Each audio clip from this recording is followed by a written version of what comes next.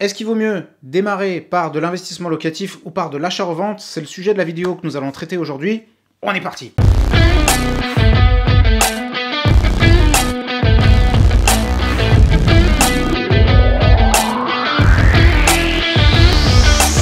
Salut à tous, ici Yoni la marchand de biens, j'espère que tout roule pour vous, que vous avez la grosse forme. Si vous êtes des anciens de la chaîne, j'espère que vous allez bien et que vous réalisez des marges absolument crapuleuses. Et si vous êtes nouveau sur la chaîne, je vous souhaite la bienvenue. Je m'appelle Yoni, je suis marchand de biens immobilier sur la région lyonnaise et j'accompagne les personnes qui veulent devenir marchands de biens à le faire en toute sécurité grâce à un organisme de formation certifié Calliope. Dans cette vidéo, nous allons donc poser la question de est-ce qu'il vaut mieux démarrer par de l'investissement locatif ou est-ce qu'il vaut mieux démarrer par de l'achat-revente? Alors, comme d'habitude, je vais essayer de vous présenter les avantages et les inconvénients de chaque situation en toute objectivité ou en tout cas de la façon la plus objective possible. Je vous donnerai également mon avis et je vous rappellerai qu'il ne s'agit pas là d'une parole d'évangile mais uniquement de mon avis personnel. Donc on va commencer par l'investissement locatif. Donc, déjà l'investissement locatif c'est pas quelque chose d'homogène, il y a plein de formes différentes d'investissement locatif. Vous pouvez louer en nu, donc des appartes, vous pouvez louer en nu des maisons, vous pouvez louer en meublé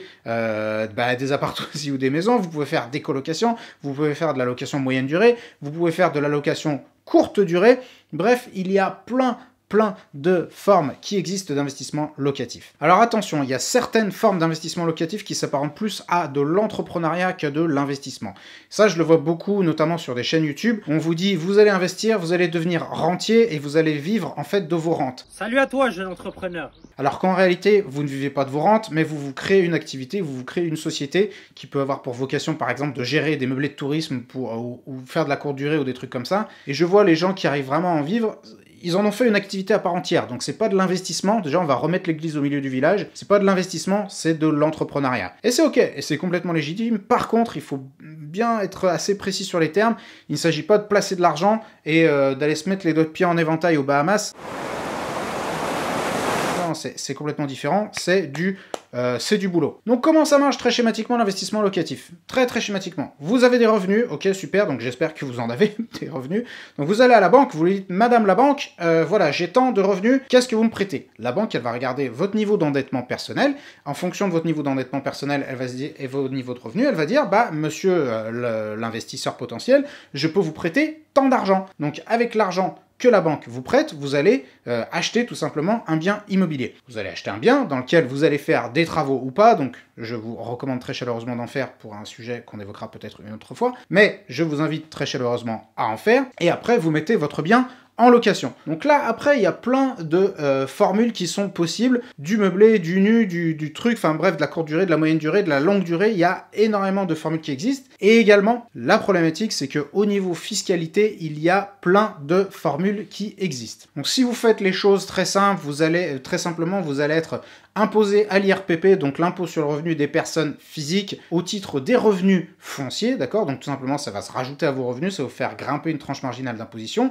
Ou alors, si vous faites du meublé, vous êtes en LMNP par exemple, eh bien vous allez être imposé au titre des bénéfices industriels et commerciaux, les fameux BIC. Ou alors, si vous créez une SCI à l'IS, eh bien vous pouvez choisir de soumettre vos revenus à l'IS, à l'impôt sur les sociétés. L'idéal dans ce type d'investissement, c'est d'être au moins à l'équilibre, c'est-à-dire ce qu'on appelle l'autofinancement, à savoir que, eh bien, tous les revenus que vous dégagez de vos investissements minorés de la fiscalité remboursent, couvrent au moins les mensualités de crédit et les dépenses éventuelles de réparation et les dépenses courantes que vous avez et qui sont afférentes à ces investissements. Donc l'idéal c'est d'être au moins à l'équilibre, voire de dégager un cash flow positif. Donc ça c'est vraiment la situation que je vous recommande de rechercher. Et surtout, j'en ai déjà parlé dans une autre vidéo, le cash flow, gardez-le. Gardez-le pour les surprises, gardez-le pour les gros travaux, gardez-le pour les jours où vous allez avoir des emmerdes. Ne vous amusez pas à cramer le cash flow dans les dépenses courantes et dans des dépenses personnelles. C'est une très mauvaise idée. Donc j'avais déjà fait une vidéo sur le sujet, sur le mensonge entre guillemets du cash flow. Je vous remettrai le lien en description de cette vidéo. Donc je suis pas expert en investissement locatif, hein. J'ai de l'investissement locatif mais je ne suis pas du tout expert, j'ai pas la prétention de l'être. Je me suis mis comme projet en 2021 d'investir assez massivement dans le locatif parce que jusqu'à présent tout mon capital était investi ailleurs, notamment dans la société de marchand de biens. Et puis j'avais pas forcément le temps puisque mon temps était consacré ou à la société de marchand de biens, ou à l'organisme de formation. Et cette année, en 2021, je me suis dit que j'allais beaucoup plus investir dans le locatif. Mais je ne suis pas spécialiste, j'ai pas la prétention de l'être, et si vous voulez en savoir plus sur le locatif, eh bien j'ai un ami, Stan, qui a une chaîne YouTube qui est consacrée à l'investissement. Il est dans la région lyonnaise, il est très très bon, il fait pas beaucoup de bruit, c'est pas un vendeur de rêve, c'est pas un petit con qui roule en voiture de luxe louée à la journée. Alors pose-toi les bonnes questions.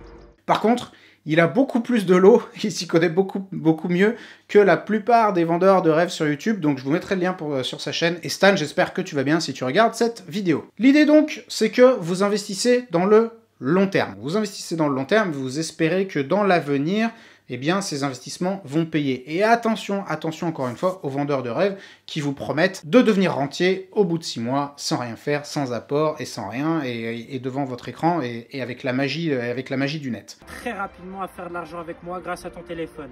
Ça n'existe pas. Les gros avantages de l'investissement locatif, c'est déjà que vous pouvez bénéficier de l'effet de levier.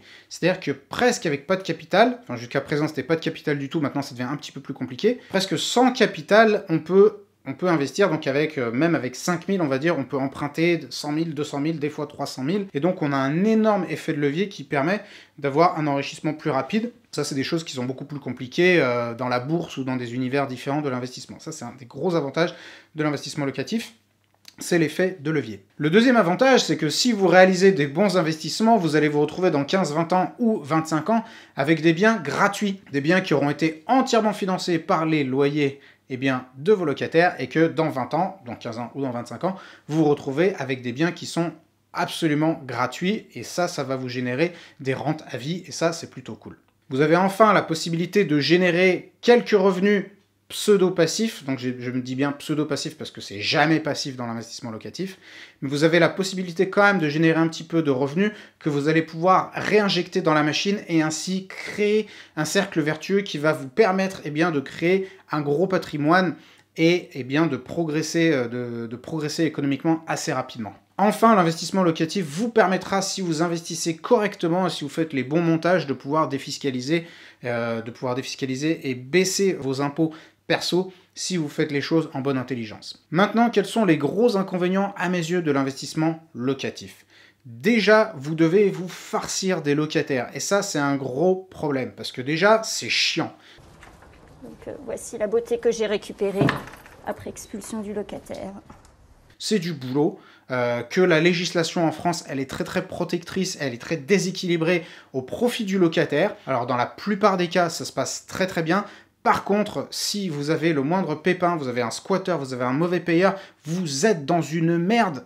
Vous êtes dans une merde intersidérale parce que le législateur ne sera absolument pas de votre côté. Un autre problème, c'est la notion d'endettement personnel.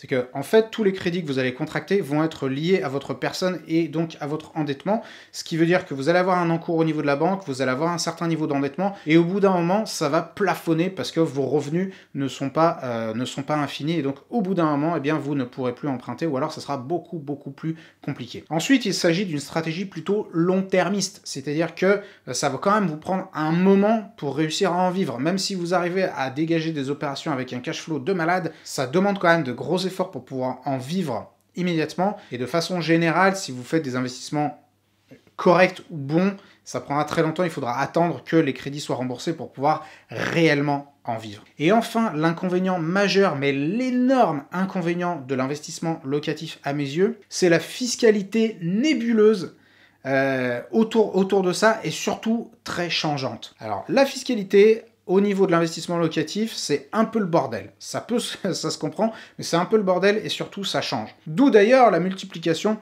des formations sur YouTube sur l'investissement locatif qui souvent mettent un gros effort sur la notion de fiscalité. Le problème, pour moi c'est un véritable problème quand on est investisseur ou entrepreneur, c'est qu'il faut avoir de la visibilité sur ce qu'on fait.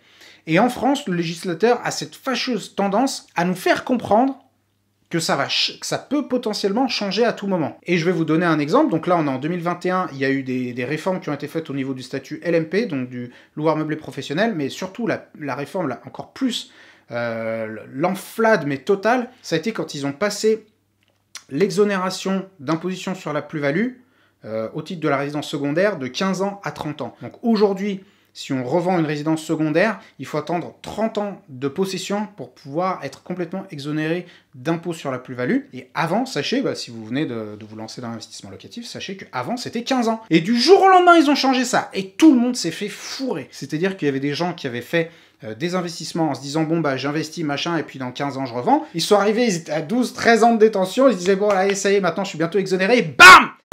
Ils leur ont doublé la période sans même les prévenir. Et ça pour moi c'est un gros problème. Parce que quand on fait ces calculs, merde, un investissement locatif, c'est pas un truc qu'on va garder 2 ans, on va le garder 20 ans, 30 ans, 40 ans peut-être. Et donc on a besoin d'avoir cette visibilité de long terme. Et le problème c'est qu'on n'a absolument pas cette visibilité de long terme, à moins tout simplement qu'on soumette ces revenus locatifs à l'IS qui a justement cette tendance à être beaucoup plus stable. Et ça, pour moi, c'est vraiment un gros problème. D'ailleurs, petite parenthèse, et on pourra en débattre dans les commentaires si vous voulez, mais à mon avis, le statut LMNP, il va pas tarder à sauter, parce que ça fait longtemps que cette niche fiscale du statut LMNP est dans le collimateur de Bercy et dans le collimateur du fisc. Et si vous voulez mon humble avis sur la question, là, à la crise du Covid, il va falloir renflouer un peu les caisses, et à mon avis, le statut LMNP risque de passer un petit peu à la trappe. Mais ça, c'est une parenthèse, et n'hésitez pas à me dire dans les commentaires ce que vous en pensez. On va maintenant passer à l'achat-revente. Donc si vous êtes des habitués de la chaîne, je vais passer assez rapidement, parce que vous savez de quoi il s'agit. Vous achetez des biens, vous divisez, vous retapez, vous revendez et vous récupérez la marge et vous la réinjectez et dans une opération et vous réinjectez, etc., etc. Donc on peut le faire en nom propre une fois ou deux, c'est plutôt déconseillé, faites très attention. J'avais fait une vidéo à ce sujet sur le sujet de la requalification marchand de biens, je vous mettrai le lien dans la description. Mais faites attention, si vous faites de l'achat-revente, il s'agit d'une activité commerciale et vous devez donc la déclarer. Si vous le faites en nom propre ou en SCI, vous êtes potentiellement redressable fiscalement puisqu'il s'agit d'une activité commerciale et donc vous devez la déclarer en tant que telle. Donc ce que vous allez faire, c'est que vous allez créer une société qui a pour objet marchand de biens, donc commerce de biens immobiliers. Vous allez emprunter au nom de la société, vous allez revendre, récupérer une marge. Sur cette marge, vous allez payer de l'IS à la fin de l'année, en fonction des dépenses et tout que vous aurez réalisé. Vous payez de l'IS, et ce qui reste, vous pouvez choisir de vous le verser, sous forme de salaire ou de dividende, vous le versez à vous en tant que personne physique, ou alors vous le laissez dans la société et vous le réinjectez dans l'exercice suivant, ce à quoi je vous invite très chaleureusement. Je vais passer très rapidement sur les avantages et les inconvénients, parce que là aussi j'avais fait des vidéos assez détaillées sur le sujet. Donc les avantages, déjà, c'est du gros cash maintenant, et pas dans 20 ans, comme dirait l'ami Ian Darwin. Vous pouvez récupérer vraiment le cash hyper rapidement, parce que vous faites votre opération, vous réalisez 50 000, 60, 70 000 euros de marge, au bout de 4 mois, 5 mois, 6 mois, vous récupérez cette marge immédiatement, et vous pouvez soit la réinjecter, soit en vivre, soit les deux. C'est-à-dire splitter un petit peu entre vous et la société, et vous pouvez en tout cas immédiatement en vivre. Ensuite, au niveau de l'endettement, il faut savoir que ça n'est pas vous en tant que personne physique qui allez vous endetter, mais la société. C'est la société qui contracte les prêts, et donc il n'y a pas ce même plafond auquel vous êtes soumis lorsque vous faites de l'investissement locatif, votre plafond qui est en fait indexé sur votre niveau de revenu personnel. Tant que vous avez du capital, vous amenez des opérations rentables, eh bien vous pouvez continuer à emprunter toujours plus. Si vous dites ouais mais moi mon capital au bout d'un moment il sera limité, tout à fait, votre capital sera toujours limité au bout d'un moment, mais vous pourrez aussi faire rentrer des investisseurs qui vous amèneront du capital et qui vous permettront de continuer de grossir. Ensuite, gros avantage, vous n'aurez pas de locataire à gérer, et ça c'est plutôt cool. Parce qu'un locataire, quand il est en place, il arrête de vous payer, vous êtes marron. Tandis que si dans une opération d'achat-revente, si un acheteur n'a pas son prêt, eh bien tout simplement, vous ne lui vendez pas.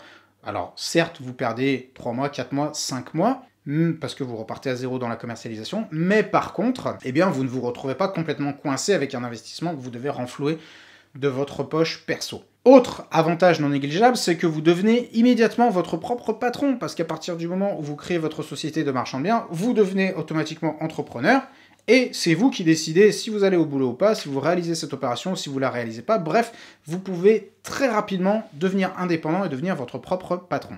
Ensuite, c'est un métier qui est extrêmement varié, donc vous savez que j'en fais très souvent la louange sur cette chaîne, mais c'est un métier qui est hyper varié. Vous allez tous les jours rencontrer de nouvelles personnes, rencontrer des nouveaux challenges, devoir réfléchir à de nouvelles problématiques.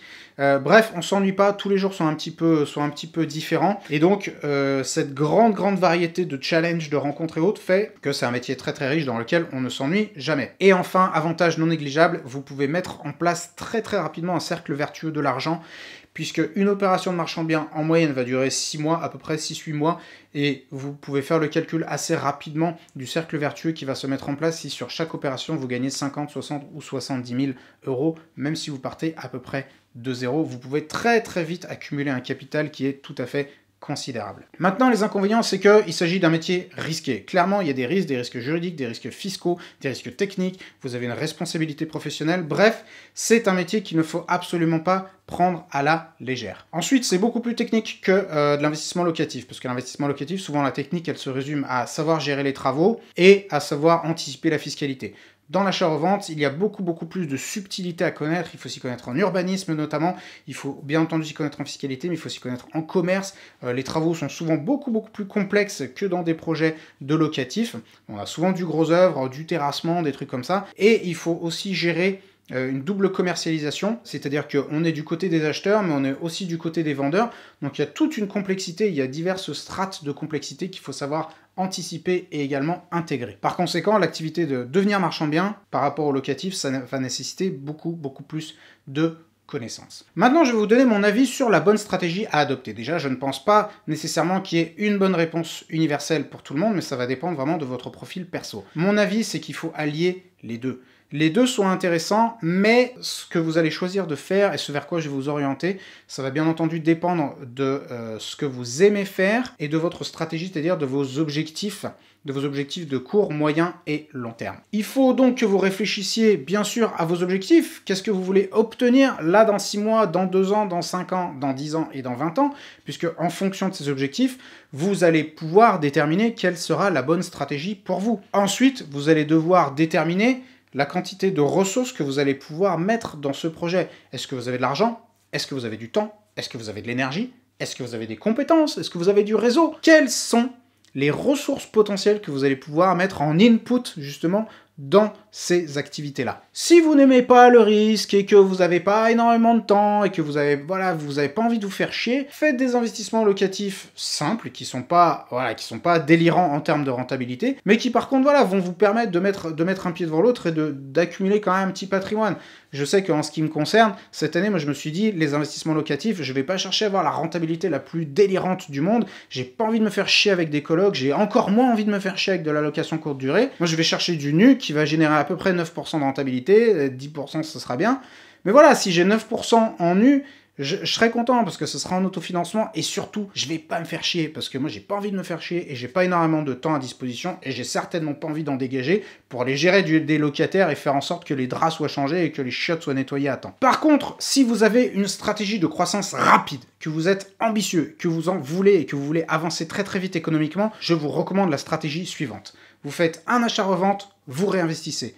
Un achat-revente, vous réinvestissez, un achat-revente, vous réinvestissez, etc., etc. Vous en faites 3-4 jusqu'à ce que vous accumuliez un capital relativement conséquent. Ensuite, vous allez créer une société holding. Donc ça, la société holding et le montage holding, j'en parlerai dans une autre vidéo parce que je sais que beaucoup me l'ont demandé, mais acceptez-le comme ça. Vous créez une société holding, une société mère, et vous allez avoir ensuite le régime des sociétés mère-fille, et vous allez créer des sociétés filles qui vont avoir pour objet l'investissement locatif. Et votre société en bas de marchand de biens qui aura généré du capital va faire remonter les fonds dans la société holding qui ensuite va redistribuer les fonds dans les sociétés qui auront pour objet de faire du locatif. Et là, ensuite, vous allez créer un cercle vertueux de malade entre toutes les sociétés. Le cash vous servira à réinvestir dans le locatif, etc., etc. Et là, la machine sera lancée. Alors je vais préciser que dans cette vidéo, ce que je vous dis ici, ça n'a pas valeur, c'est comme d'habitude, c'est pas parole d'évangile. Je suis entrepreneur parmi d'autres et un investisseur parmi d'autres. J'ai ma stratégie qui est déterminée en fonction de mes préférences. Et vous pouvez avoir d'autres stratégies et vous pouvez avoir d'autres préférences, d'autres objectifs et d'autres ambitions. C'est complètement légitime. D'ailleurs, si vous avez des stratégies qui ont été bonnes, qui ont été payantes, eh bien vous pouvez les partager dans les commentaires. Ou alors si vous n'êtes absolument pas d'accord avec ce que j'ai dit dans cette vidéo, vous pouvez également me le partager dans les commentaires. Mais en tout cas, j'espère que cette vidéo vous a plu. Et si c'est le cas, payez votre like. Et n'hésitez pas à me dire également dans les commentaires les sujets que vous aimeriez que je traite dans les prochaines vidéos. Et je vous dis à la prochaine.